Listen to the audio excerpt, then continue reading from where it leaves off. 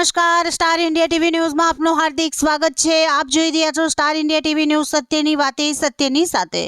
દાહોદ જિલ્લા ભાજપના પ્રમુખ તરીકે કર્મઠ અને નિષ્ઠાવાન કારીગર સ્નેહલભાઈ દરિયાની સર્વાનુમતે વરણી કરવામાં આવી।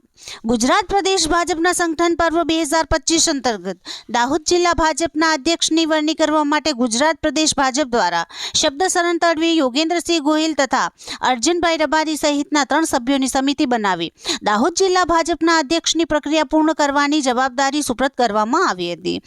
ભારતીય જનતા પાર્ટીનું સંગઠન પર્વ 2025 અંતર્ગત આજે ભારતીય જનતા પાર્ટી દાહોદ જિલ્લાના અધ્યક્ષ તરીકે પાર્ટીની જે પ્રક્રિયા હતી એ પ્રક્રિયા આજે પૂર્ણ કરી જિલ્લાના અધ્યક્ષ તરીકે આવનારી મુદત સુધી શ્રી સ્નેહલભાઈ વિજયકુમાર દરિયાને આજે ભારતીય જનતા પાર્ટીએ વિધિવત રીતે એને પદ સ્થાન એની જવાબદારી માટે નિયુક્ત કર્યા છે।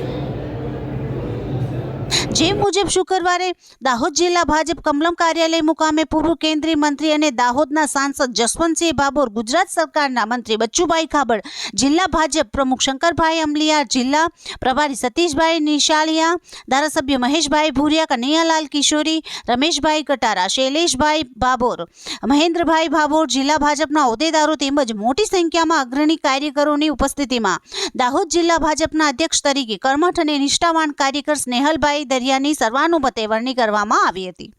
Star India TV news Dahod reporter Kishorsinh Solanki, જિલ્લા દાહોદ।